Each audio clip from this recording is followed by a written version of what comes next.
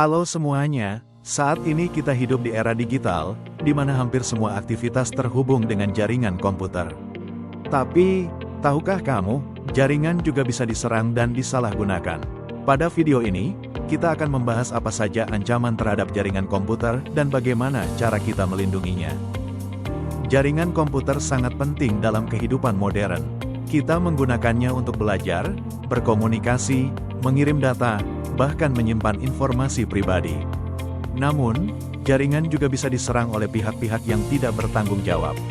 Oleh sebab itu, kita perlu mengenal jenis-jenis ancaman yang ada, serta bagaimana cara melindungi diri dan jaringan dari serangan tersebut.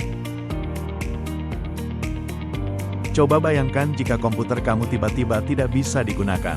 Semua file penting hilang, atau bahkan terkunci, dan hanya bisa dibuka dengan membayar.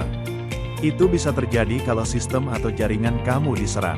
Serangan siber bisa menimbulkan kerugian besar, baik secara pribadi maupun dalam skala besar seperti sekolah atau instansi. Maka dari itu, penting untuk memahami risiko-risiko ini sejak dini. Ada beberapa ancaman umum dalam jaringan komputer. Virus, yaitu program yang dapat merusak atau menghapus data. Malware, perangkat lunak berbahaya yang bisa mencuri informasi atau mengendalikan sistem. Sniffing, yaitu penyadapan data saat dikirim melalui jaringan. Dan serangan DOS, yang membuat server tidak bisa diakses karena dibanjiri permintaan palsu secara bersamaan. Semua ini bisa sangat merugikan jika tidak diantisipasi.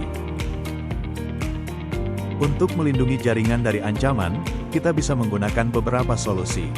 Firewall, untuk memfilter lalu lintas jaringan dan mencegah akses yang tidak sah. Antivirus, yang mendeteksi dan menghapus perangkat lunak berbahaya. Enkripsi data, untuk mengamankan informasi agar tidak mudah dibaca oleh orang lain.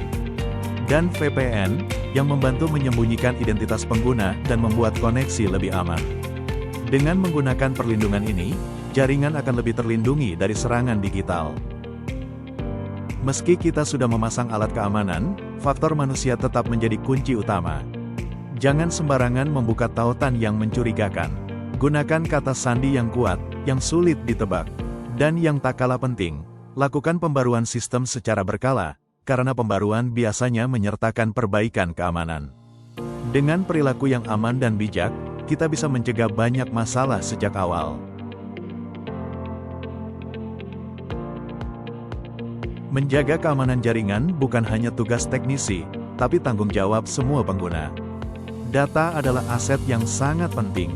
Jika kita tidak menjaga dengan baik, data bisa disalahgunakan oleh orang lain. Mari kita bersama-sama menjadi pengguna yang bijak, waspada, dan bertanggung jawab dalam dunia digital.